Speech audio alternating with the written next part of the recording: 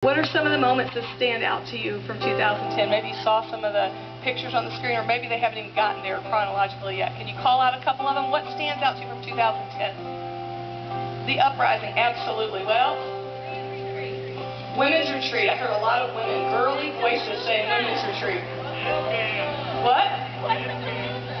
Edge Camp, Questapalooza, that field. How about that field being filled with 10,000 plus people? Is that a little highlight?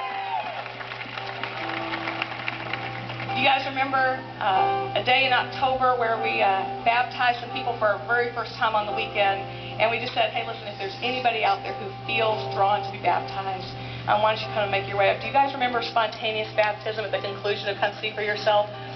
That was a day I will never forget. I think that's the kind of day that, like, heaven leans in and pays attention to. Like, it drew heaven's attention. There was this collision of yeses that happened that day. And this year has had that kind of a marking characteristic to it. Just yes after yes after yes. From the beginning of the year to opening our doors to the uprising, a day like that where people just said, I want to follow Jesus with my heart, with my obedience. I want to follow him. All the way through being Christmas. And you guys just saying, listen, we're just going to give and give and give as much as we know how to do. There's been such a marking in this church in the last year of yeses. And that's just a few of the pictures that you just got to see. Well, I think that kind of heart draws the attention of God. Because I think mainly people really just want to come and get what they can get from God and then go and do their own thing. But when there are people who come and just say, God, after all that you've done for me, I just want to live in response to that. Like, you have my yes in advance. You have my yes. I think it moves the heart of God. Tonight we're here at Elevate. If you don't know what that means, it's a night we set aside that we get to come together and worship. We're going to be sharing the Lord's Supper together in a little bit, remembering what he did on the cross. We're going to be singing some songs, but don't get mixed up about worship, what worship is. Worship isn't singing songs. Worship is just our hearts aimed toward God. It can show up in your prayers. We're going to be praying some. It shows up in our obedience. You may have some time tonight where you say, God, I've been clutching something and I need to open my hand to it. Listen, all of that is worship before a Father who just loves us and has the best in mind for us. Maybe you've had moments like that where you just encountered God in such a living, active way that it changed something in you. Maybe a few of you were at Leadership Retreat a couple of years ago when we sang a song called You Won't Relent, and we all kind of just were undone by the presence of God. That was a song that our pastor Pete had found on his study month. He was praying kind of off in his study month and came across a link on Facebook, and just somebody said, this song rocks, and he clicked on it, and it actually wasn't You Won't Relent. It was a song called Where You Go, I Go, and it undid him. And it led us to a group called Jesus Culture, and we have sung a lot of their songs, including Your Love Never Fails a little bit ago, and we just were led in that place. Well, a few weeks ago, that happened again to our pastor. He was spending some time just with God and in a real place of needing to encounter God. And Missy Evans posted a little link on Facebook that said, this song rocks. And so Pete said, click.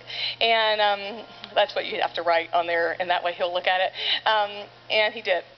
And he heard a song that really just like exposed his heart in a real way, like when you encounter God in a way, it just like cuts through every bit of crap, every bit of reserve, every bit of defense, and it's like God just got right into the middle of it.